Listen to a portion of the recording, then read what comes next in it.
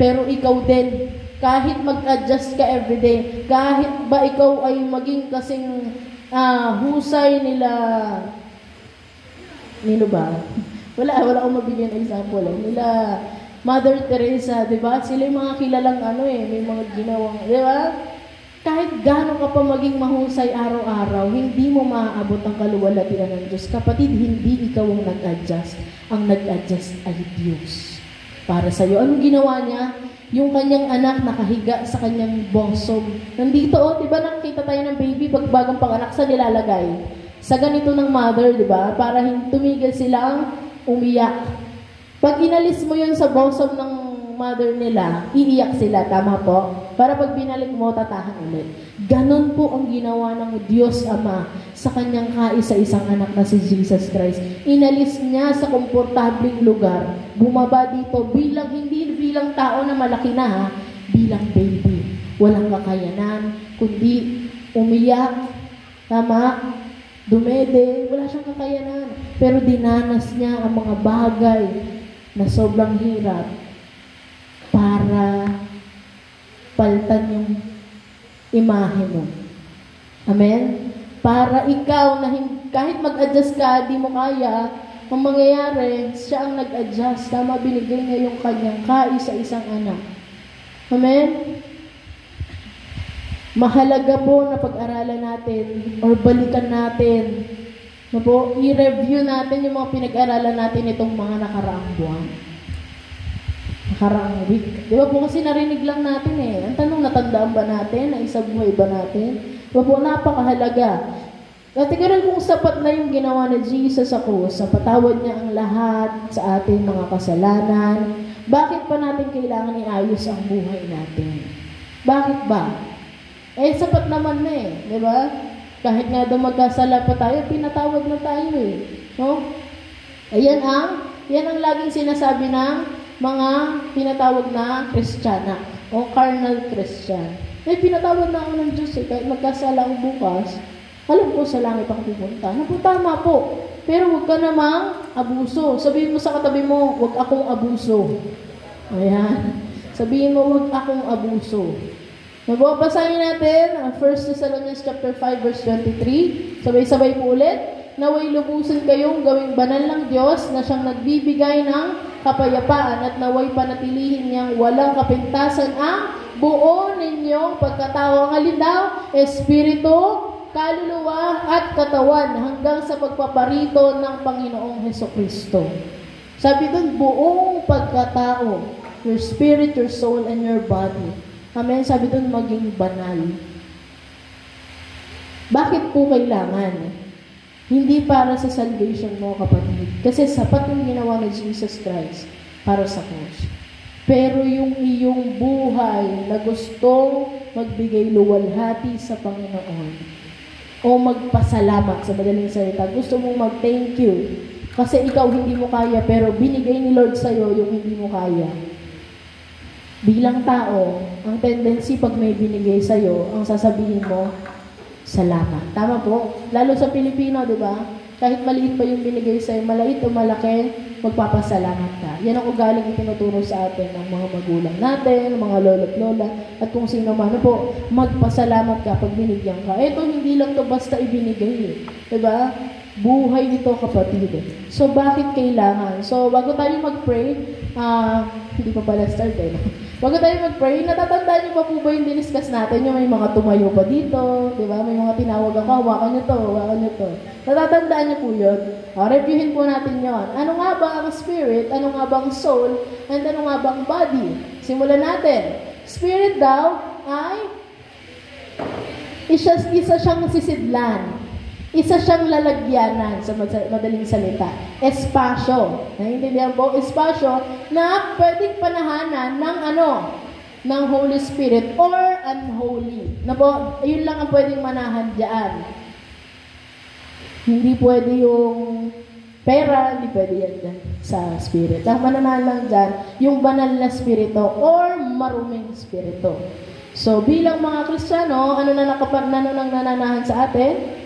Holy Spirit. Sabihin mo sa katabi mo, ang nananahan sa Espiritu mo ay banal na spirito. Ano po? Nararanasan niyo po ba pag nagkasala kayo o nakapagsalita kayo di maganda, nagigilty kayo? Yun po yun, ano po. May conviction ng Holy Spirit. Huwag niyo po isipin na, medyo di pa ako active sa church kasi wala pa yung Holy Spirit. Hindi po, hindi po sa ganung bagay. Pag tinanggap mo si Jesus Christ sa puso mo bilang sarili mo tagapagligtas, Diyos at Panginoon, then the Holy Spirit is dwelling na po sa atin. Ano naman pag sinabing soul? Ay, body muna. Physical body, yung ating katawan. Nandyan yung ating 5 senses. Ano-ano po yun? Yung ating paningin, ating pandinig, ating panglasa, pangamoy. Diba? We can touch. Diba? Yun yung 5 senses ng body. Amen? Pag nagutom ka, yan, body yan. No? Pagka nasaktan ka, nagkasugat ka, yan, body yan. Ano? Pag nakaamoy ka ng katabi mo, ayan, body yan. Diba? Pag inaantok ka, ayan, body yan. Ayan, body yun. Ayan. Makakita ka ng kalait-lait, ayan, body yan. Ayan. Next po, what is soul? So, sa soul po natin, nandyan ang ating pag-iisip, ang ating emosyon, ang ating konsensya, at ang ating free will o kalayaang mamili. Diba? Freedom of choice, diba? Nandyan yun. Yung ating free will. Nasaan ang free will? Palakas po, nasaan ang free will? Okay, nasa soul. Tandaan niyo po, nasa soul ang free will. So, yan po. Nare-remind na po tayo, nare-review na po. So, manayan ko pong bawat isa na tumayo, tayo po ay mananalangin.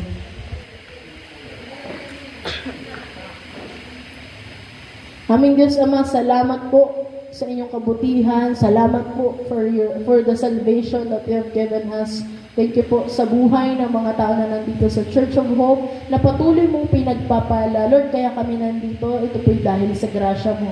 Kaya kami kakaroon ng pagkakataong makaawit sa iyo, magbigay ng papuri, makapakinig ng mensahe mo. It's all by your grace, Lord. Salamat po. Kasi po, ang mga tao nandito ay mayroong puso na gustong matuto at mabago ang buhay para sa ikararangal ng pangalan mo. Lord, ano man po ang pag-uusapan ngayong umagang ito, hayaan mo po na kami ay maging bukas, maging mapagpakumbaba, na hayaan din po namin ang banal na Espiritong magturo sa amin, magbago ng aming buhay, Panginoon. Hindi kami papayag na matatapos ang Sunday service na ito na walang nababago sa buhay namin. Kaya po dalangin namin, O Diyos, na ihanda mo po ang aming mga puso sa pagbabagong gagawin mo po ngayong umagang ito. Maraming salamat po. We give you glory, Holy Spirit, Father God, and our Jesus Christ, our Lord and Savior. In Jesus' name, Amen. Palakpakan po natin si Lord. Kaya nasan nga po ang free will? Nasa soul. Okay, tandaan po natin yan, ha? Mamaya po, tatanungin ko po kayo, nasaan ang free will? Nasa soul. Sino po dito gusto nila mainit o malamig na tubig? Or kape? Or juice? Mainit na juice. Na drink, ano mong drinks yung gusto nyo? Mainit o malamig? Sino po dito gusto malamig? Na anything na drinks. Malamig. Sino mas gusto yung mainit? Sino po dito naman ang mas gusto yung maligam-gam? Wala, no? Wala yung bihira ko bihira po ako nakakakita ng gusto nila maligam-gam. Wala tandaan ko si Papa. Sabi niya sa akin, nakuha mo nga kung sa basong tubig. Hindi ko naman alam na hindi pala malamig yung nakuha ko. So, hindi mainit, hindi rin malamig. Maligam-gam yung nakuha ko. So, nagalit siya, siyempre. Okay lang binigay ko sa kanya. Kasi ang gusto niya, malamig. Tandaan ko naman po sa Ate Daniela, inutusan ng Mami Gold na nasa mission tayo.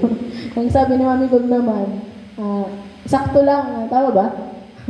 Tapos gusto ni Mami Gold kasi. Tapos pag inom ni Mami, majine.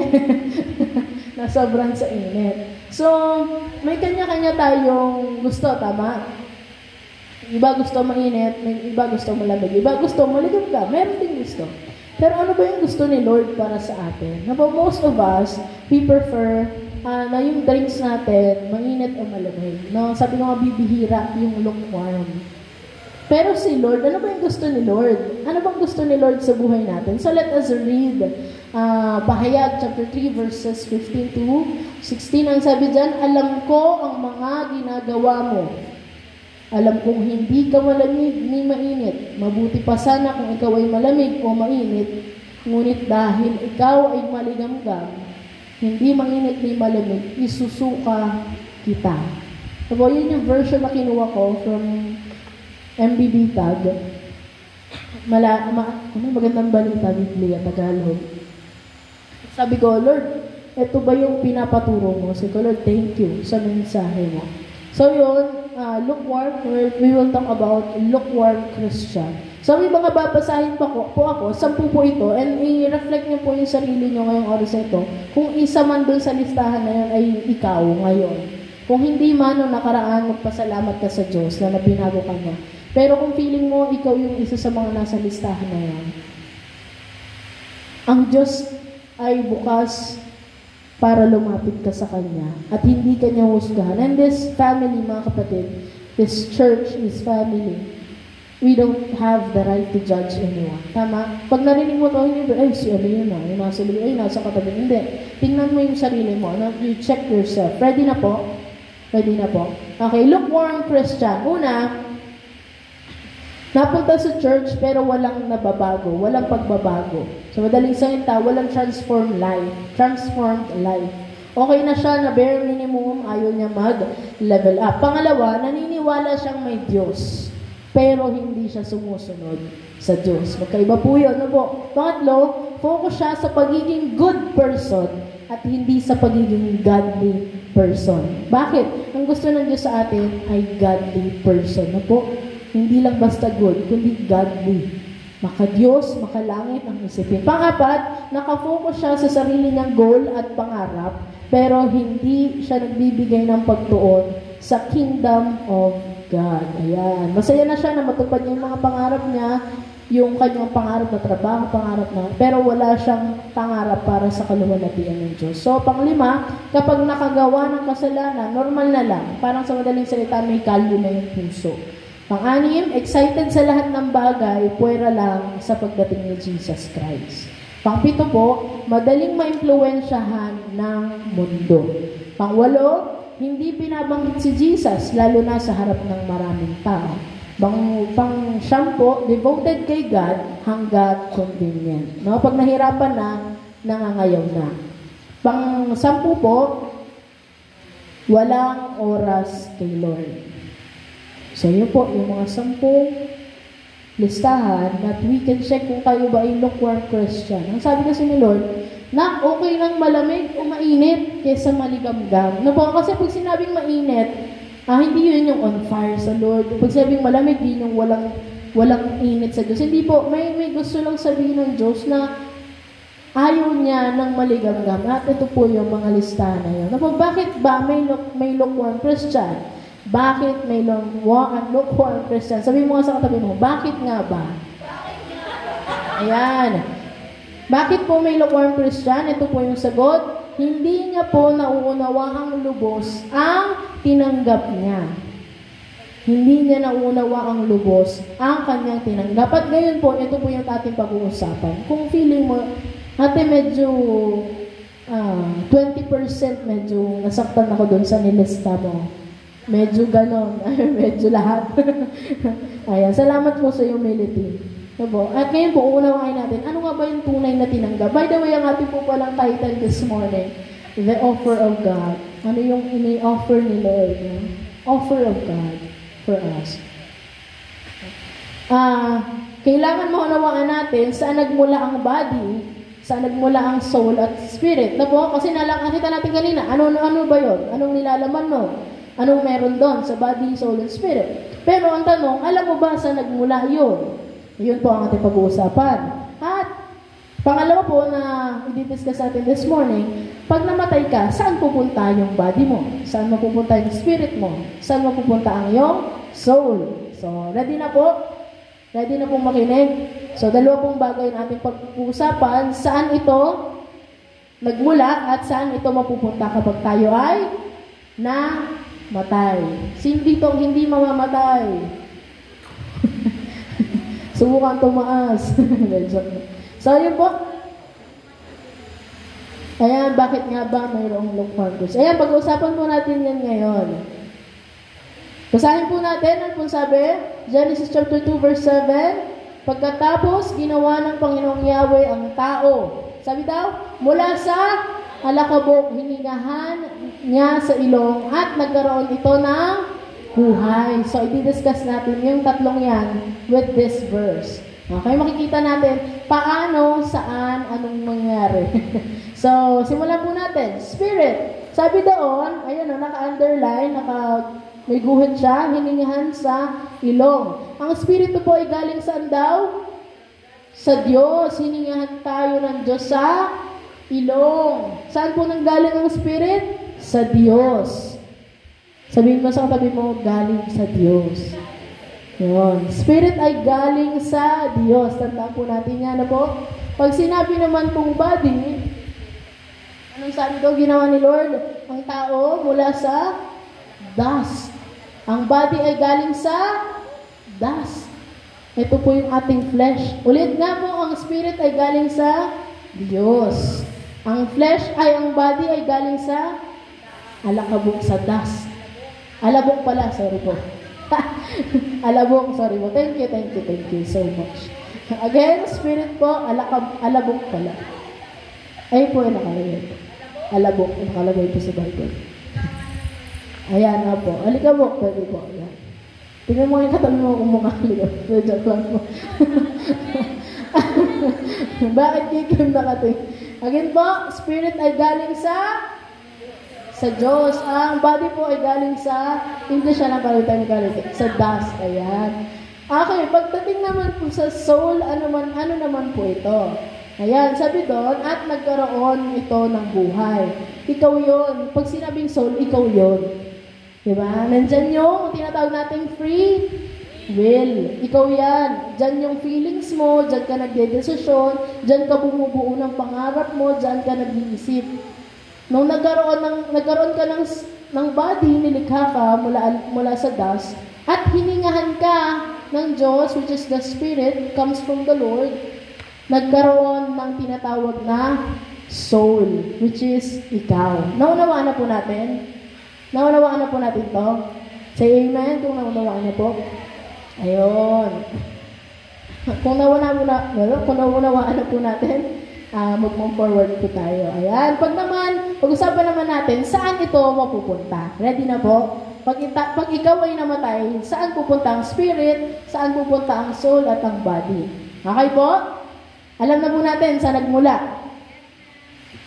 Pag naman tayo ay namatay, your spirit will go back to God. Si Lord ang nagbigay, pag ikaw ay namatay, babalik din yung spirit mo kay Lord. Okay po?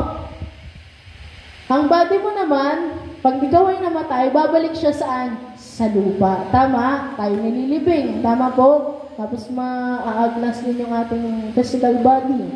So again, pag po spirit, tayo po ay namatay, babalik sa Diyos.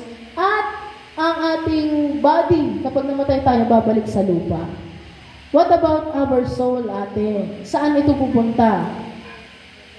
Sino nakakaalam? Ayan, ito yung ating pag-uusap. We will dig deeper than this. Do this. Ayan ba? When you die, dalawa lang ang pwede niyang puntahan. Heaven or hell. So ate, yung physical body ko pala, babalik sa lupa. Yung spirit ko, babalik sa Diyos. And yung soul ko pala, yun pala yung makaka-experience, it's either ng masaya o hindi masayang bagay. Tama po? Yun po yung soul. Saan pupunta ang iyong soul? Ayan, pag-usapan natin ang bagay na yan. So, madaling salita, your decision will determine your destination. No? Take note of that. Yung decision mo, ang magde-determine saan ka pupunta. Bakit? Anong sabi sa soul? Nasaan daw yung free will? Nasa soul. Naunawaan po natin. Kaya, mayroon po tayong dalawang option para malaman natin kung sa soul ba or sa heaven tayo pupunta. Ay, sa heaven or sa hell ba tayo pupunta. So po, una, ano daw sabi sa first option? Pakibasa pong malakas? accept Jesus' offer. Pangalawa po, ayan. Ano yung ginawa mo? Bakit ka nandito?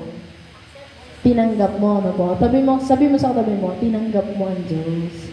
Ayan. Kaya ka nandito kasi tinanggap mo ang Diyos. Amen? So, pag-usapan natin, pag tinanggap daw ang Diyos, sabi tinanggap ang offer ni Jesus ng Diyos, saan daw pupunta? Sa heaven. Okay, basahin natin. Matthew chapter 5. Saan ang Matthew dyan? John chapter 3 verse 36. Ang sabi daan, ang sumampalataya sa anak ay may buhay na walang hanggan. Okay, pag naman daw ni-reject, saan daw mapupunta? Sa hell. No po? Hindi po salbahe ang Diyos. No po? Wala pong dinadala si Lord wala pong dinadala si Lord sa impyerno. Okay, malalaman natin bakit. Kasi may dalawa kang pagpipilian eh. It's either you accept or you reject. Pag tinanggap mo si Jesus, you will go to, saan daw? Heaven. Pero pag nireject mo yung offer ng Diyos, sa impyerno ang punta ng mga magre-reject, hindi ikaw, no? Hindi yung mga nag-reject. Anong sabi naman doon sa kasunod? Ngunit, ang hindi sumusunod sa anak ay hindi magkakaroon ng buhay. Sa halip, mananatili sa kanya ang puot ng Diyos. Ayan. Sabi doon sa umpisa, sino mong maniwala, tumanggap, diba? Sumampalataya, magkakaroon ng buhay na walang hanggan. So, ayan, yung dalawang option. It's either you reject or you accept. Amen. Sino dito ang tumanggap ng offer of God? Taas niyo ang kamay niyo kung kayo ay proud na kayo sa langit pupunta. Amen. Thank you, Lord, sa mga buhay ng tao ito. Alam niyo po, again, wala pong sinesend si Lord or isisend si Lord sa hell or sa impyerno. Pag sinabing ang Diyos ay salbahe, kasi bakit may mga pupunta sa impyerno? Kung ang Diyos ay mabuti, bakit pa nanilikha ang impyerno? Diba? Yan yung mga tanong ng mga hindi nakakaunawa. So, ikaw na tumanggap sa Panginoon, dapat maunawaan mo, ano ba yung tinanggap mo? Naunawaan mo na ba ano yung tinanggap mo? So, yun po yung ating pag-uusapan ngayong oras na ito. To those who will go to hell, sa mga pupunta sa impyerno, ito po ay by choice. Ano po? Pinili nilang i-reject. Sino? Si Jesus. Pinili nilang i-reject yung offer ng Diyos. At ikaw na nandito, tinanggap mo yung offer ng Diyos. So po, listen to this. I know na nagtitake down notes kayo, but I want your ears na talagang maunawaan ito ngayong umaga. Ikaw na tumanggap sa Diyos, kailangan maunawaan mo ano yung tinanggap mo. Amen? Kasi pag tinanong ka, ikaw ba saan ka pupunta? Sa langit. Bakit? Tinanggap ko si Jesus bilang akin. Amen? Tama yun. Pero ano ba yung nakapaloob dun sa sinasabing tinanggap mo si Jesus Christ? Ano? Hindi si Papa Jesus, no? Hindi si Jesus Christ. Ano ba yung pagkakaunawa mo doon? Kaya kung talagang tinanggap natin, nag-decide tayo, ano po ang mga bagay na dapat mangyari. So may pag-uusapan po tayo tatlong bagay. And ito po pala, pag tinanggap natin si Jesus Christ, ang nananahan na sa ating spirit, ano daw? Si Holy Spirit na daw ang nananahan pag tayo ay tumanggap kay Jesus Christ. And then, kapag ka naman tayo ay nakatanggap kay Jesus Christ or tinanggap natin yung offer, anong sabi mo nangyayari sa soul? Your free will aligns to God's will. Yung kagustuhan mo daw, i-align, magiging parehas ng ano yung gusto ni Lord. Hindi na ito yung gusto mo, ito yung gusto ni Lord. Hindi na po. Ang mangyayari, parehas kayo ng gusto na mangyari ni Lord. Sa body naman po, ano po? Ay, wala na pala. Your decision na yan, spirit-led. Pag naman daw body, ano mangyari sa body natin? Yan. Yung body natin ang magsiserve doon sa gusto natin. Hindi yung masusunod ay yung body. So, for example, ito yung sa mga, nagugutom ka, tapos fasting. Pagka ang nangunguna pa sa'yo, ang naglilid pa sa life mo is body, kahit anong gusto mo na hindi kumain, ang mangyayari, kakain ka. Kasi, si body mo, imbis na nagsaserve lang siya, nangyari, siya yung naglilid. Nawala natin. For example, ayaw mo na magmura. Ito yun, nandito yun, sa will mo. Ayaw mo na. Wala ka nang kagustuhan. Pero nandun pa yung nangunguna si body. So, mangyayari, pagka nanguna pa rin si body, mangyayari pa rin yung hindi dapat. Diba po? For example, ayaw mo nang manakit. Ayaw mo na yung pag tumatawa ka, yung may nagagano ka. O kaya naman yung gigil na gigil ka. Ayaw mong manakit o kaya ayaw mong sumigaw. Ang mangyayari, pagka si body pa rin ang naglilid, mapapasigaw ka pa rin, makakapanakit ka pa rin. No? Pero kung ayaw mo na, tapos si body mo, hindi na siya naglilid, nagsaserve na siya sa gusto mo. Naglilingkod na siya, madaling salita, sumusunod siya sa gusto mo. Kahit ano pang gigil mo dahil ayaw mo nang manakit, hindi ka mananakit. Nagigets po natin. Amen? So, wala nang lugar ang kasalanan. Pag nangyari yun, ano ba nangyari, ate? Ayan. Mayroong concept po yan. Ito po yung makikita natin dyan. Yung body mo, magsasubmit sa soul. Diba? Kahit gano'n ka kasamang tao, dahil ikaw, nagdesisyon ka na, Lord, hindi, ito na ako, bagong tao na ako. Hindi na masusunod si body. Susunod siya sa kagustuhan mo. Kasi ayaw mo na noon, nagbagong buhay ka na, at ikaw na soul, ikaw yan eh. Nandyan ka nagdidesisyon, nandyan yung emosyon mo, nandyan lahat nung ikaw. Siya ay magsasubmit saan? Sa spirit mo. At ang naninirahan sa spirit mo, walang iba kundi ang banal na espiritu. Naunawaan po natin. Kaya dumadating po tayo sa pagkakataong ayaw natin pero nagagawa natin. Kasi nga, hindi pa natin ito pinapasubmit sa mga bagay na ito. May napanood po ba tayong balita na nagdilim ang paningin? Diba? Nakasaksak, nakapatay. Kasi nga, nanguna yung body. Diba? O kaya naman, ayaw mo na nun, tapos nagawa pa rin ng iyong physical body.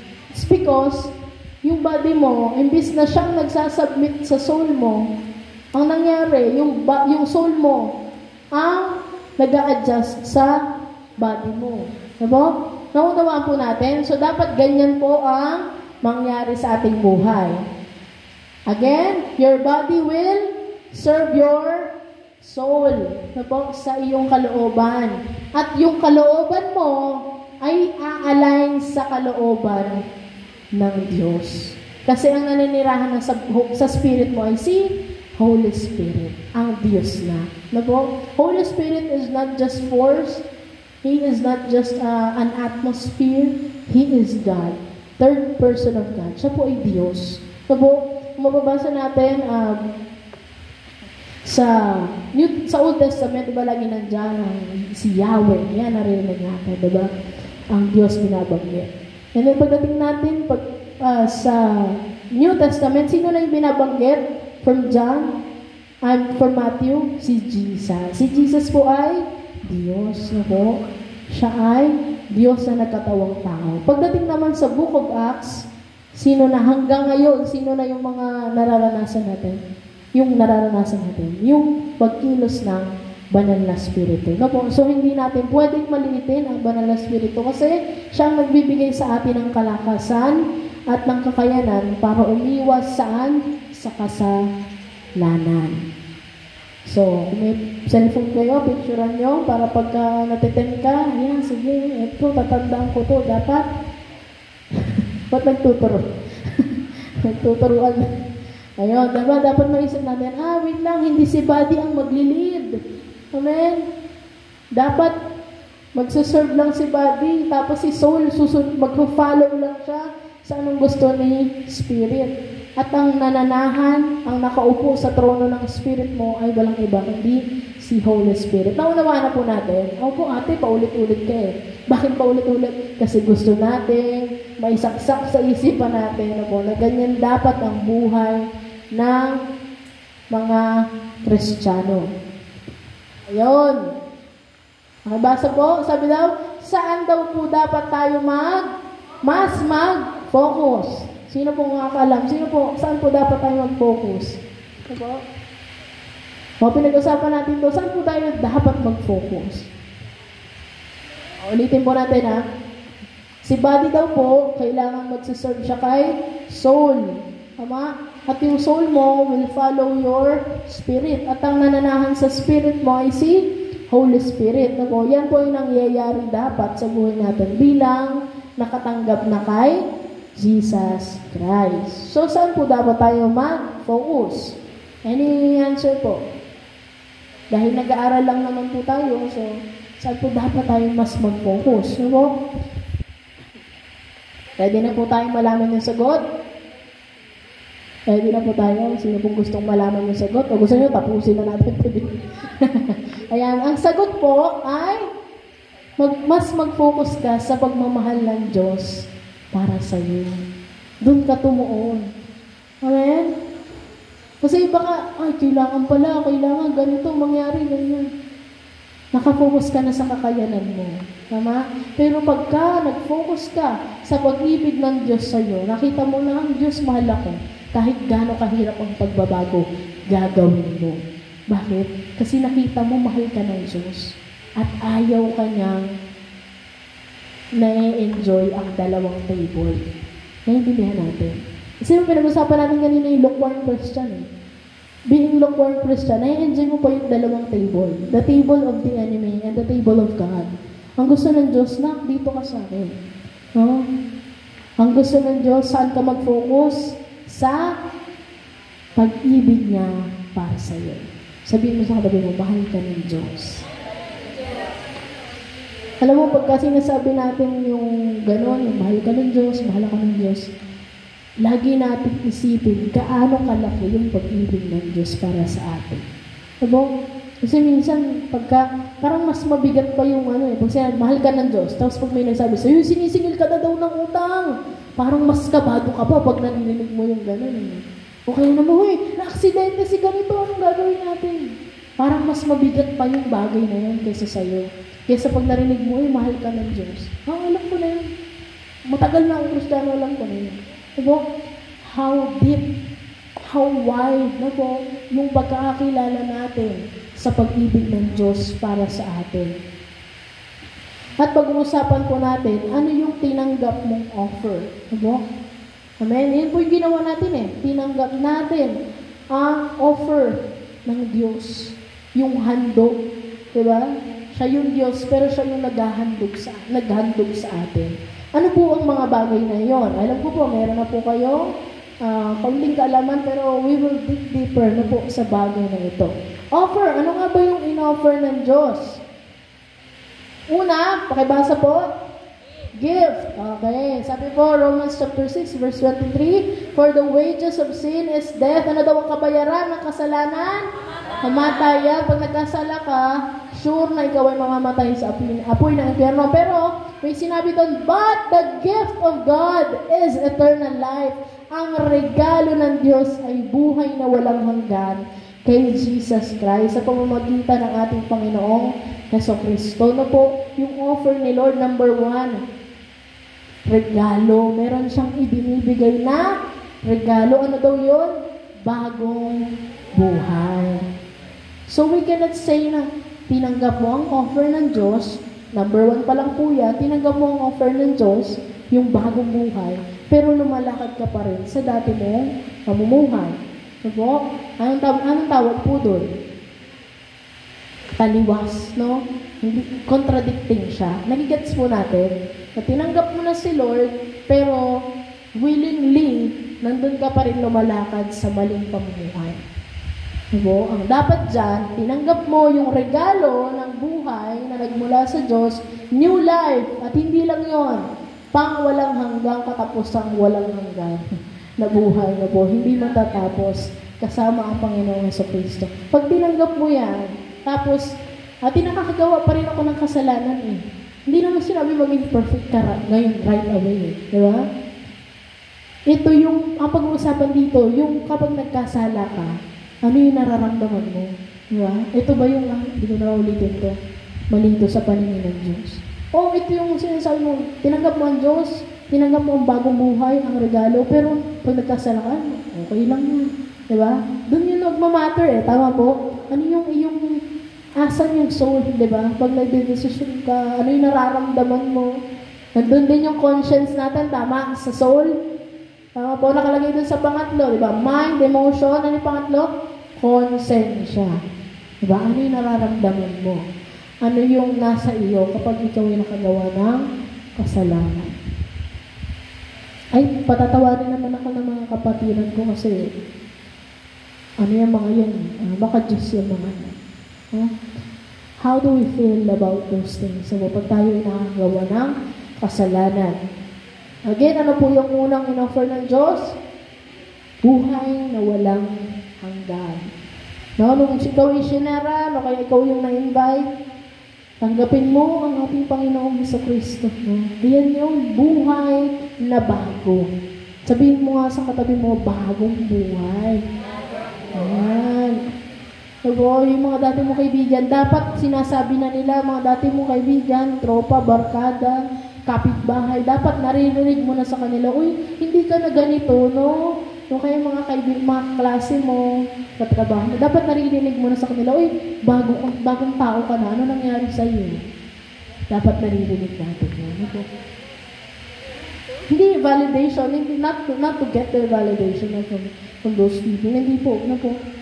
Isa sa mga maging witness ng pagbabagong buhay mo ay yung mga tao nasa paligid mo. Na kahit hindi mo nasabihin, attend ka sa church, kahit hindi mo nasabihin yun, sila na minsan magsasabi sa'yo, hindi ka na mahirap, no? Dati mukha kang dukha ngayon, ang ganda mo na. Grabe sa dukha. Sa madaling salita, kahit walang laman yung bulsa mo, mukha kang mayaman. No, nangyari yun. Yung kahit wala ka naman, ang tingin sa'yo ng tao, mayaman ka. Hinihingan ka pa ng tulong. Diba? Kasi ang tingin sa'yo, mayaman ka. Bakit? Kilala nila yung Diyos na nakikita nila sa'yo. Kasi yung Diyos natin mayaman. Kaya ikaw minsan kapatid, kahit wala ka, ang tingin nila sa'yo, napakaganda mo, napakagwapo mo, napakayaman mo, meron kang maibibigay. Bakit? Kasi yun yung reflection ng Diyos sa'yo. Na-enjoy mo yung buhay na ipinagkaloob niya sa'yo. So, if nangyayari yun sa atin, nararanasan natin yun, ano sasabihin natin? Thank you, God. Amen? So, pangalawa po, na nakapaloob dun sa ino-offer ng Diyos sa atin. Pakibasa po. Ayan, sabi kanina, binasa natin yung pahayag, diba? Chapter 3. Sorry? Ayaw nga. Ayan. Bago yan. Ayan. Pahayag chapter 3 verse 20. Anong sabi doon? Nakatayo ako. Tingnan mo, nakatayo ako at kumakatok sa pintuan. Kung diringgin nino man ang aking tinig at bubuksan ang pintuan, papasok ako at kakain akong kasalihan. Kapatid, God is offering a relationship. Hindi mo lang tinanggap ang Diyos just to attend here, just to have a good life na nagmula sa Kanya, na kahit anumang pagsubok kaya mong umite, hindi lang yun. Hindi lang yun ang ino-offer ng Diyos sa'yo. Tama? Yung pakiramdam na kung saan, kahit anong mangyari sa'yo, alam mong may Diyos ka. Amen? Hindi lang yun. He wants to have relationship with heaven. He wants to have relationship with you. Relationship. Amen? Gusto ka niya kausap every day. Kung tinanggap mo si Jesus, kahit hindi ka mahilig magbasa, meron kang kagustuhang kausapin siya. Yung pagising mo, magpapasalamat ka sa Kanya. Amen? Tapos kapag may kailangan magdesisyonan sa Kanya mo hingin. Diba? Hindi ka lang nag-pray every prayer meeting. Diba? Hindi ka lang nag-praise and worship every Sunday.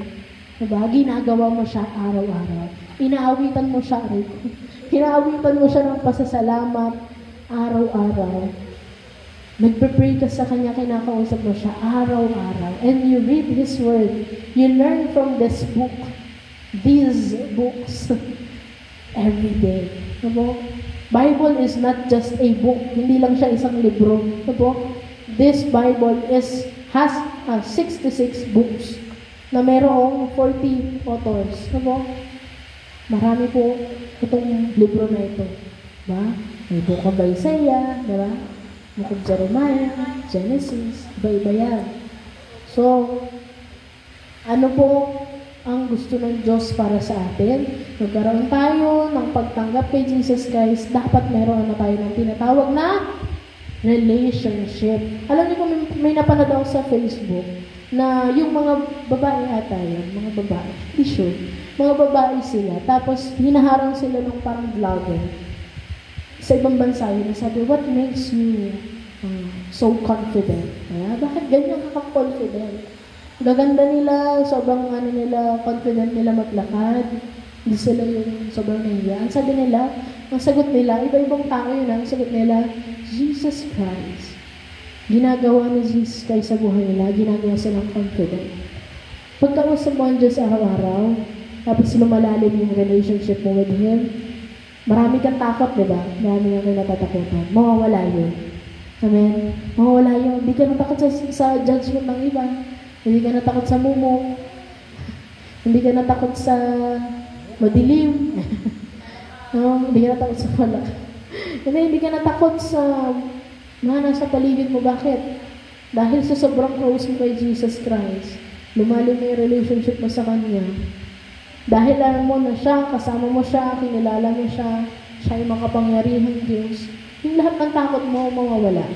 Takot kang maubusan ng pera sa bulsa, lalo na sa mga parents na nagpo-provide sa family. Diba? Takot kang mawala ng trabaho. Kasi kailangan mo tumulong, di ba? Not out of your gusto mo lang mabili. Gusto mo hindi eh. Kasi ikaw yung tao na kailangan tumulong sa pamilya. Takot kang hindi makapagtapos. O kaya naman takot ka, makagraduate ka ba? Ano ba ang mangyayari? O kaya sa business mo, nangangamba ka. Pagka malalim yung relationship mo sa Lord, mawawala yung takot na yun. Kasi ang iniisip mo, Lord, saan mo man ako dalhin? Basta kasama kita. Yun yung iniisip mo palagi. No? May mawala man sa'yo, wag po, Lord. Dahil kasama mo siya, everyday kausap mo siya, that fear, kapatid, ay mawawala. Kasi alam mong kasama mo siya. Amen? Sa lahat ng bagay na meron sa ating buhay, kapag sinasamahan natin ang dasal, nagtatagumpay po ito. Amen? Sabihin mo sa katabi mo, mag-pray ka palagi. Parang dalawa lang, mag-pray ka palagi. Lagi mong paalalahanan. Yan katabi mo, tingnan mo. Lagi mong paalalahanan niya na manalangin. Alam niyo po, bilang mga Kristiyano, dapat accountable tayo sa isa't isa.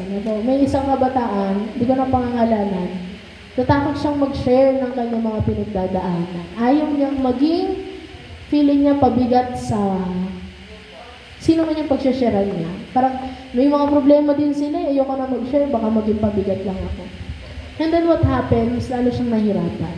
Nung na-share niya na, gumaan yung pakiramdam niya. At ganoon din, yung mga na-share niya, ang sabi, salamat na share mo yan. Kasi mas nakikilala ka namin, mas matutulungan ka namin.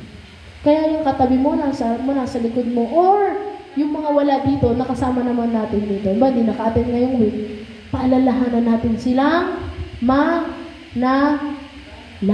No po, sabihin mo sa katabi mo, nasa likod mo, maghanap ka ng 3 people, nasabihan mo, mag-pray ka. Hanap na ng 3 people. Yan. Lagi natin paalalahanan na mag-pray sila. Amen? Mag-pray tayo palagi. Pangatlo po, ayan, last na po ito. Ano yung una? Regalo. Pangalawa? Relasyon. Amen? Pangatlo, God is offering us this, a family or the family of God, the body of Christ. Sabi sa kanyang salita, nabasa natin yung kanya. Sabi sa John 1:12, lahat ng tumanggap at sumampalataya kay Jesus Christ ay binigyan niya ng karapatang maging anak ng Diyos. Lahat tayo dito anak ng Diyos. Pag lahat tayo anak ng Diyos, anong tawag sa atin? Magkakapatid. Pamilya tayo, kapatid. Hindi pwede na sila lang ang a-attend sa seminar, dapat ikaw din. Sabi mo sarili mo, dapat ako din. Kaya pag nag-invite si mami ko, meron tayong concert pupuntahan. Ano yun? Para sa body of Christ yun. Dapat lahat pupunta. Because we are body of Christ. We are family of God. Pag mayroong gawain, meron daw camping o mga kabataan. Diba? Ate, gastos lang yan eh. May seminar, ayoko, naantok ako, makaupo na naman maghapon. Kapatid, you are part of the family of God. Hindi ka dapat na iiwan. Mafe-feel mo kasi yun eh, di ba? Parang sila lumalago. Parang ako na pag-iiwanan, no? Kulang ka lang sa oo. Pag in-invite ka, say yes. Kasi hindi naman tao yung pupuntahan mo dun eh. Matututo ka ng Word of God, tama? May ibsan yung mga problema sa isipin mo. Bakit? Kasi ang pag-uusapan doon si Lord, ang mga kasama mo doon, anak ng Diyos, ya? Kapag ka mayroong mga bagay na kung saan pupuntahan, may iniimbitahan tayo, sumama kayo. Sumama tayo. Bakit? Bakit ba tayo dinadala ng pastor agad sa mga ganung bagay? Para matuto tayo. Ha? Amen? Yun po yung isa sa purpose kung bakit tayo binibilang ng Diyos. You are part of this family. Sabi ko nga kanina, accountable ka dapat sa kapatiran mo. Amen? Alam mo dapat kapag may pinagdadaanan ang iyong kapatiran. Basahin nga po natin ito ng sabay-sabay. Accept the offer of God. Ano po yun? Family of God. Amen? Yan po ang tinanggap mo, kapatid. Ano? May I remind you, every one of you, may I remind you, hindi ka tumanggap ng kulto. Ano? Hindi ka tumanggap ng mga tao o ng kataas-taasan na ang gagawin lang mga ritual. Yung ritual na every Sunday, nandito ka, aalis ka, every Sunday, nandito ka ulit. Yung mga ritual na ganun, hindi. Ang tinanggap mo ay ang bagong buhay mula kay Jesus Christ. Ang tinanggap mo ay relasyon kasama ang Diyos. At ang tinanggap mo ay ang pamilya ng Diyos. Diba? May I ask every one of you to stand? Na po tayo.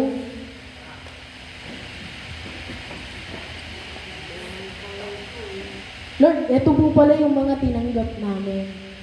Hindi po pala basta a-attend lang or kilala ka lang. Dapat po pala ganito.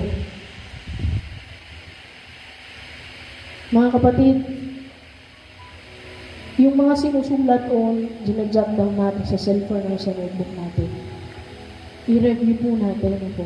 In that way, minalalim yung relationship natin sa Lord.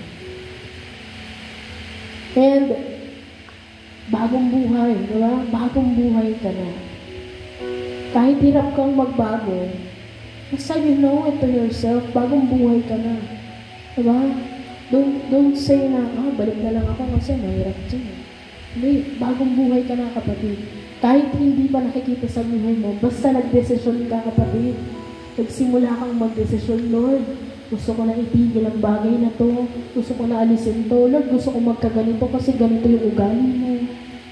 Doon pa lang sa pagdedesisyon na yun, kapatid, tutulungan ka ng Diyos na makita yun sa buhay mo. Minsan, kailangan mo lang tumigil eh. Yeah?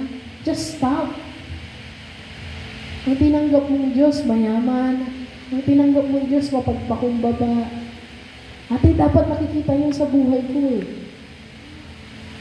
But it's so hard. So hard to live a life like Jesus.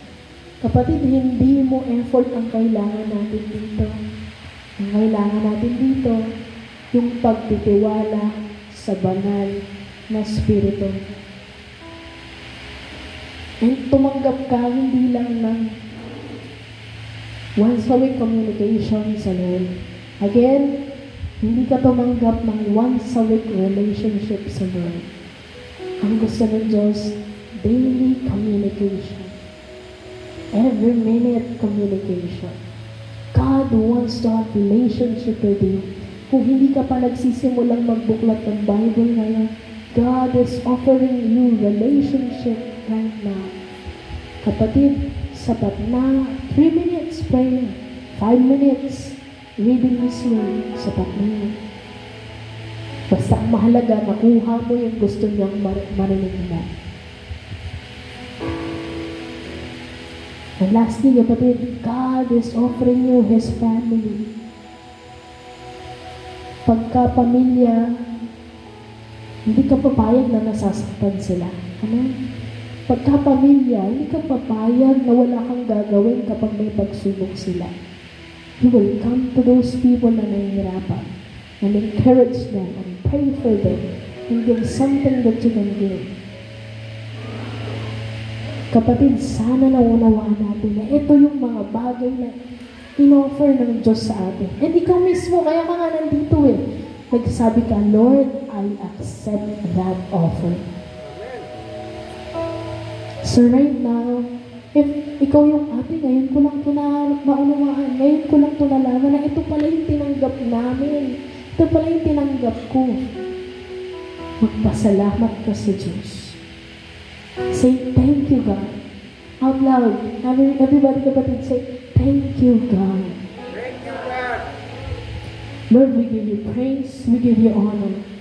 Kung kami man ay naging lukewarm Christian nitong mga nakakaraang araw, nakakaraang buwan, nakakaraang taon, ikaw ay mabuting Diyos na muli nagpapaalala sa amin na ito yung offer na ibinibigay mo.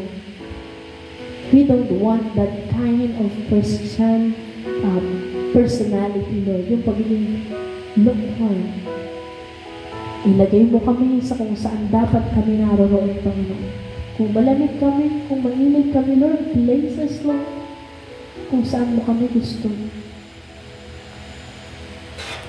We ask for your guidance.